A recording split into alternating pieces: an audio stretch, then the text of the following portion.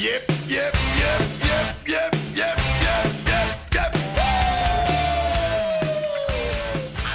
Yes, it's the Finnish Football Show. Thanks for joining us for another episode. I'm joined again by Mark H. Hi, Mark. Hi. By Rich. Hi, Rich. Hi, Mike. And by Keke. Hi, Keke. Hello. And we're bringing this to you just a day or two before Finland's final two World Cup qualifying games. There's a away match at Bosnia-Herzegovina, and then the home match against France, where, as we've already tantalized you with in the last episode, the four of us are going to be together for the first time, EBS, and we're going to be out for a few beers before the game and then heading up to the game. So if you fancy meeting up with us before, if you haven't got a ticket even, come and meet us in the bar first. And sorry, Mark, what was that? Completely nude. I hope not before the game. I don't mind cold. after. Exactly, very cold. So let's crack on with it. Let's have a look at see what's going on. I tell you actually what is going on. Keke, can you tell us a little bit about the breaking news that came out today about this away game in Bosnia-Herzegovina?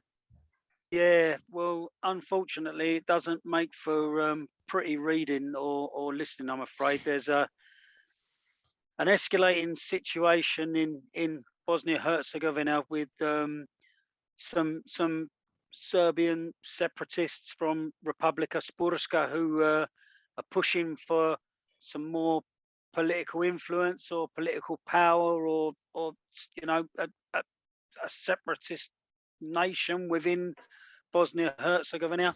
I mean, when I was there with my mates and the rest of the SMU Corps for the last Euro campaign, we when we landed at Sarajevo Airport, you have to sort of drive through part of this Republika Srpska, and it's you certainly know you're going through it. It's there's flags all over the place, Serbian flags and all that sort of stuff. So I mean, you know, they've got their own culture and history, and they're quite entitled to be proud of that. But just for a place that is so, as war and conflict so fresh in the memory, I just hope, and I can't believe they're even choosing to sort of go down this road. And I do sincerely hope that whatever the international community can do to make sure that a conflict isn't where we end up is sorted out. But yeah, consequently, Huuhkajat are in Italy, so they've jetted off to Rome to sort of stretch their legs, have a bit of a training camp there, because as it stands, you've got the United Nations and UEFA and all sorts of people like that keeping an eye on the situation and deciding whether or not at the end of the day if this match is able to go ahead. Yeah, the Finnish Foreign Office are sort of advising against travel there. I know our mate Jussi Hartikainen has commented and said, you know, there are some Finnish fans who will be travelling.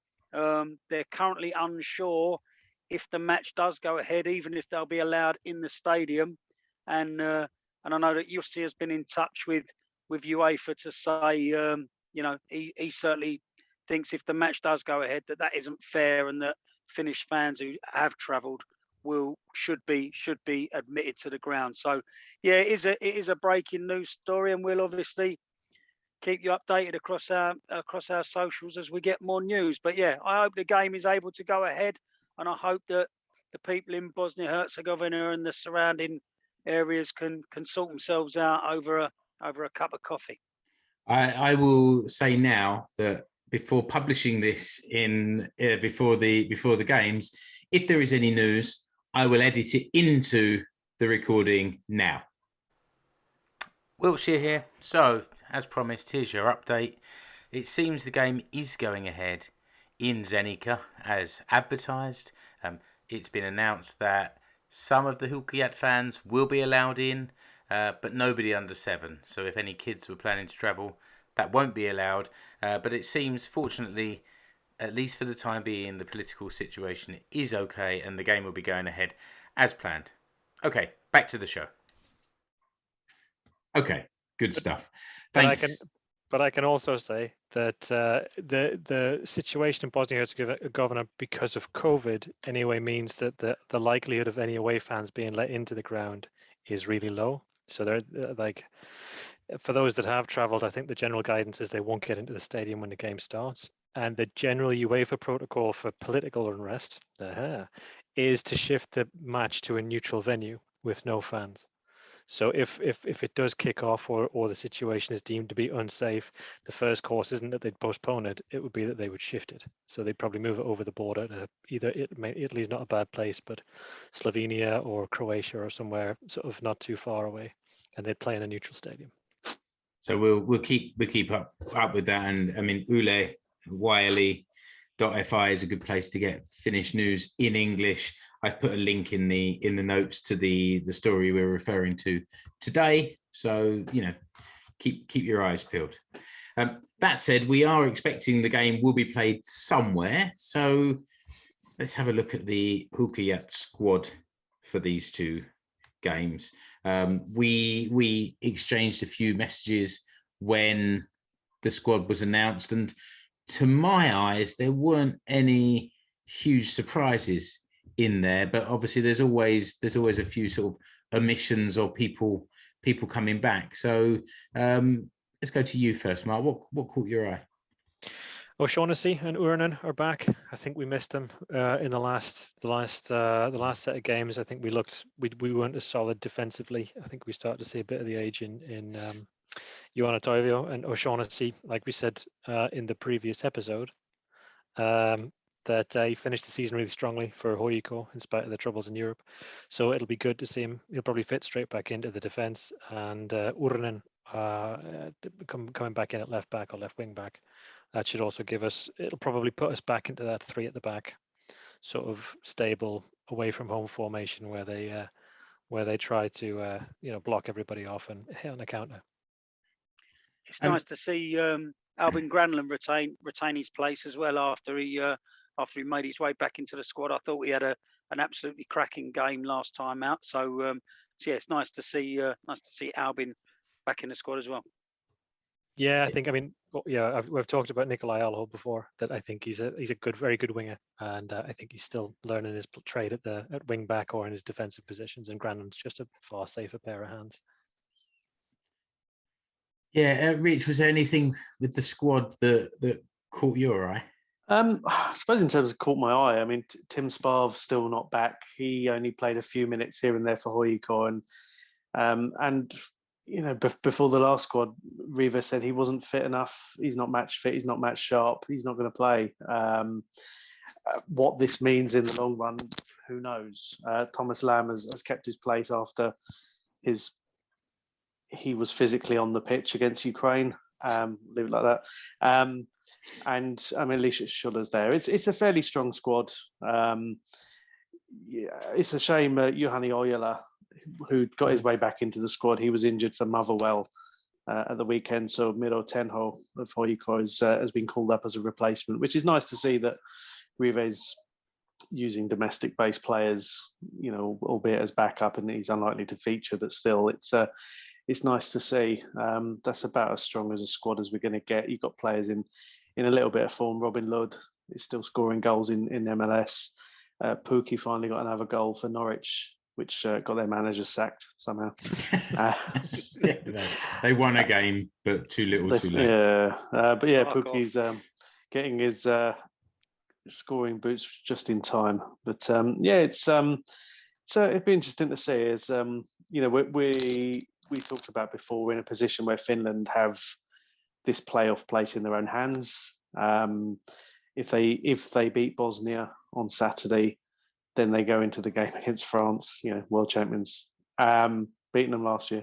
And basically, if Finland win both the games, they come second in the group. On Saturday, then it's very much in their hands, but we'll see what happens with the other fixtures as well after the game. against Bosnia, we'll know a little bit more going into the final round. But to get to this position in this group, I mean, we had a couple of disappointments, particularly the Ukraine game, but getting to the final 2 matches and still having a decent shot at second place in the group is, still, despite the downturn compared to the last campaign, it's still pretty positive. And how do we feel about this, the Bosnia game coming up? Obviously, we played them back at the end of March. It was a 2-2 draw in the Olympia Stadion. I think previous away games have not gone so well. Keke, did you say just now that this is the away game you went to? Yeah, I was there in Zenica when we lost 4-1. It was, it was a great trip. It was a fantastic atmosphere. We all had a good time. But on that occasion, Huuhkajat didn't really show up. Bosnia just came out the traps, super quick. And before we knew it, we were a couple of goals down. Joe Poyampalo pulled one back, but we ended up losing 4-1. So it was a bit of a sting. But I think Tug just talked about Bosnia. It's come out today that Edin Dzeko has picked up an injury. So I don't know if that's him withdrawn from the squad or what the actual crack is there. But the news is that he's picked up an injury. So obviously they're one of their outstanding standout players, whatever you want to say. So if you had obviously don't like to see players get injured, but if it's going to do us a favour, then we'll take that. You mad? I mean, like a little bit of a knock for Dzeko right now. I loved seeing that. Made me very happy.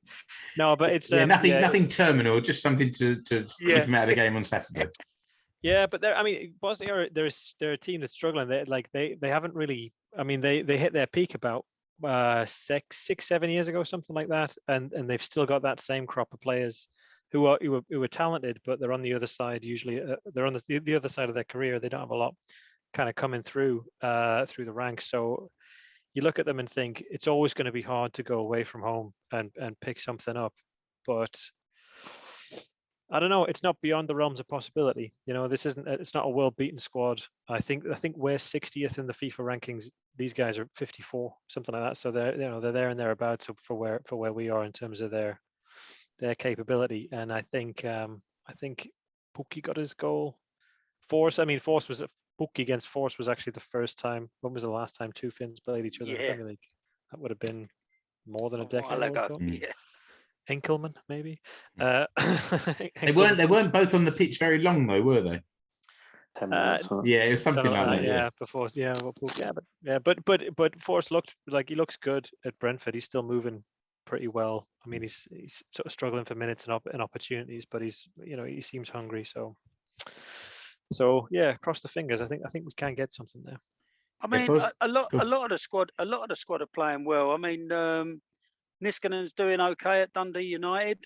He's playing well. As Rich said, Robin Ludd, he scored last night or this morning early hours of this morning for Minnesota United. He's playing well. Yeah, a lot of the squad. I mean, you had Oni Valakari came up against Paulus Harajuri in the Cypriot League. I think that was a day or two ago.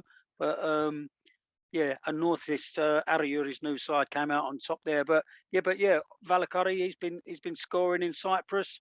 So yes, the lads are in decent form. Glenn Kamara he got a rest. He was on the bench for Rangers the other day on Sunday, I think it was. Yeah, so he's had a little bit of a rest. But Leo Väisänen, another one, playing really well in Sweden. So I think we've definitely got a chance. It's I don't think they've got anything to be too scared of. If they play as well as they can do, then anything's possible. So the way the table sits at the moment, France are top with 12 points from 6. Then Ukraine is second with 9 points from 7. Finland are third, 8 points from 6. Bosnia fourth, 7 points from 6. And Kazakhstan bottom with 3 points from 7. So if Finland beat Bosnia-Herzegovina, then those two teams sit with Finland on 11 points from 7 and Bosnia Bosnia-Herzegovina on still 7 from 7, so they're essentially out of the running. And it's between then Finland and Ukraine. I don't have it in front of me. I'm sorry. Who Ukraine are playing in their final game? I think they're playing Bosnia. Right. Okay. So it does. It's in Finland's hands to win those 2 games. It doesn't matter then, does it? If they win the last 2 games, we assume that France will win their other game on Saturday. Then I'm assuming against Kazakhstan. So Finland would finish on 14 points in second place behind France, finishing in 15 points. We can dream, can't we? We dare to dream. And then I wonder what the Bosnian football show are making of that, because I think technically, I wonder if qualification's in their hands too, because they've got 2 home games, so they're playing Finland at home and Ukraine at home. So I think if they win their 2 home games, they get second. Yeah, I think that's fair. Actually, for both teams, it's in their own hands. But they've lost Edin Dzeko. but technically, I mean, if Kazakhstan come through for us, we could win the group. Wow, that would need some stars to align. That'd be pretty. I mean, come on. Come on, Kazakhstan. Just from a personal point of view, and this is if you're listening, Rive Kanerva and the Huuhkajat squad, as we've said already, this is the first time that all 4 presenters at a Finnish football show are going to be in the same place at the same time. So to have something riding on this France game would be absolutely fantastic for us. Wouldn't it just? So pull it out of the bag for us on Saturday and make our trip down to Helsinki a little bit more exciting. That'd be brilliant. Well, the France game is 2 years and 1 day after the Liechtenstein game where they qualified for Euro 2020. So it's and it's 6 years, and it's 6 years next week anyway. The anniversary of our first podcast. Yeah, so, it's true. Momentous. It absolutely is momentous. And keep in mind, the jump to the pitch in the Olympiastadion is probably about another 2 meters compared with the broken ankles. Yeah.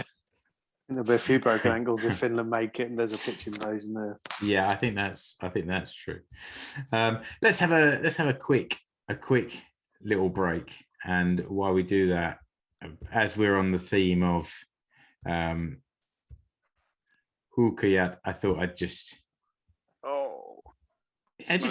take you back to the merch store and show you the t-shirt that I will be wearing somewhere. I'm going to have a lot of layers on. I don't know how many of my team colours will be visible next Tuesday, because it's going to be a bit parky, I reckon. Chilly, cold. But the t-shirts are still there. And there you go, nice close up of that logo. It's a thing of beauty, isn't it? They're at full price at the moment, as we've said in previous episodes, that the prices, they do come up and down. So keep your eyes open. Rich often notices these things and tweets them out when there's a deal. But every shirt that gets sold, it brings a little bit of something to the Finnish football show. And as you can see there, it's tpublic.com, and then just search for Finnish football show. You'll find us there. And Rich, also the buy me a coffee. I might do that while we're here. Contribute to the running costs of the podcast and not our bar bill. But we've had some very generous donations over the last few months. All gone down very smoothly, and thank you very much to those who have contributed. And I promise I still haven't bought a new TV with the money from Yusso from a couple of months ago. It would have had to have been a fairly small TV, even though it was very generous. Yeah, I can watch it on my phone or on the watch. Exactly. That's buymeacoffee.com/FFS podcast. Before we stop the shilling, do we have another Sipuli this week? Good God.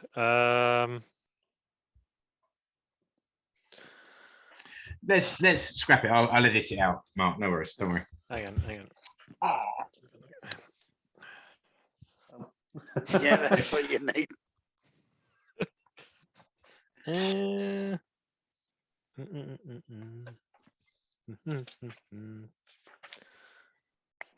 those that are listening, Mark has referred to his copy of Oi Suomi, the Oi Suomi book, and he's currently thumbing there with a very thoughtful look on his face. And now He's just looking for his own name again. Probably, I'm sure that page's got the corner turned down. Yeah, Revolution. It's right Yeah. here. We've done that one before. Sorry. Just while we've got a second, and You could have more than a second, Keke. I think you can go for it.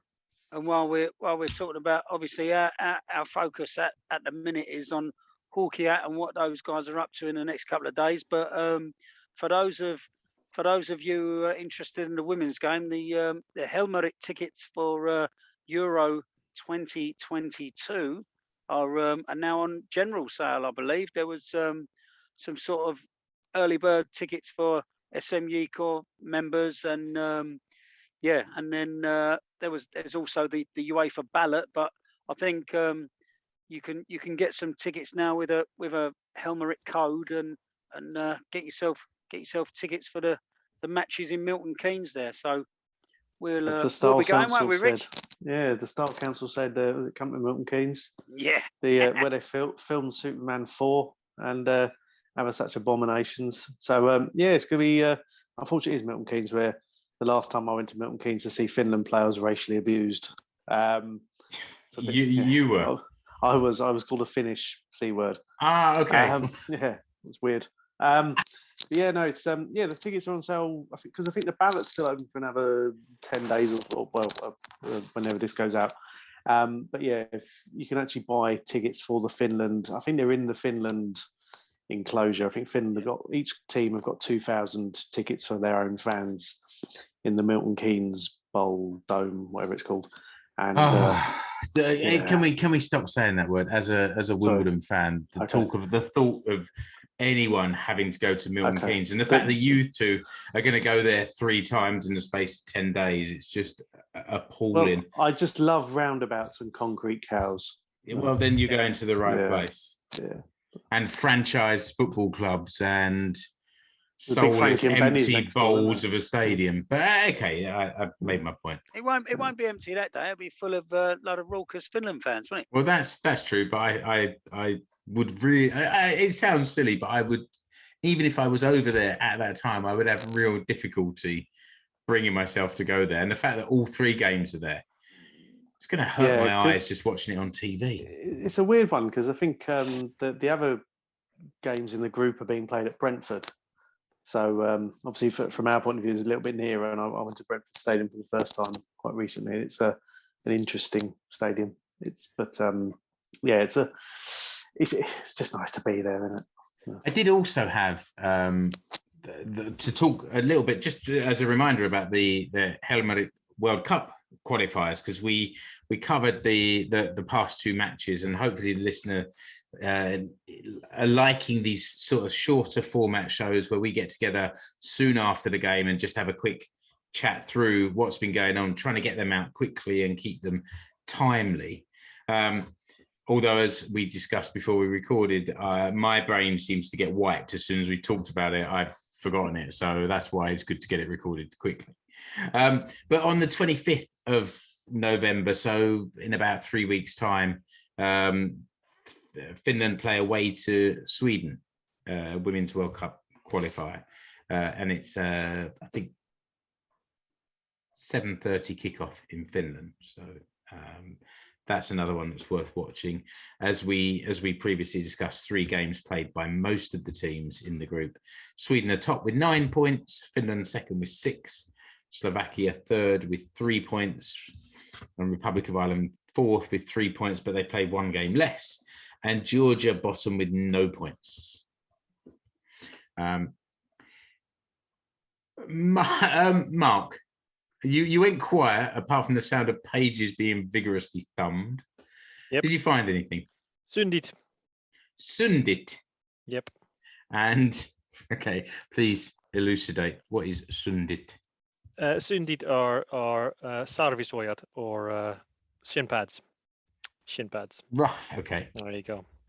It's a bit, On the spot, light and I fast. like it. Not quite, but Zündit. There you go. Works for me. Well done. And actually, while you were doing that, we kind of talked our way through to the end of the show. So, unless you've got anything to add about the Helmut, I think we covered where things are at, and I whined about playing in Milton Keynes and. I mean, we might want to. So, I mean, I think based on Rich's story, we might want to put together a sort of guide for Finnish fans in British football stadiums. Yeah. Because I think because I mean the plan is I've got If you get abused, give it some back. That's my guide. yeah. Yeah, he got reminded of his lack of jeans as well. Yeah. He had no trousers on either. Probably not half the time I finish them. You mean some content though, Mark, for next year? Some Yeah. Yeah. I mean, vlogs and because stuff. I think it'd be a lot of families heading over, and I mean, I think I was planning to take the girls because we probably haven't been back to the UK for ages, so I think I might take the girls over to see a couple of games, and if we do, then I'll have to prepare them in the same way that I was prepared by my parents going to the football in the 80s. That's it. You're gonna hear some words. Get a set of keys in your hand, make them count. Yeah. Yeah. And there's the final whistle. So, Keke, you had a suggestion for following for this Huuhkajat edition. Yes, I did. Yeah.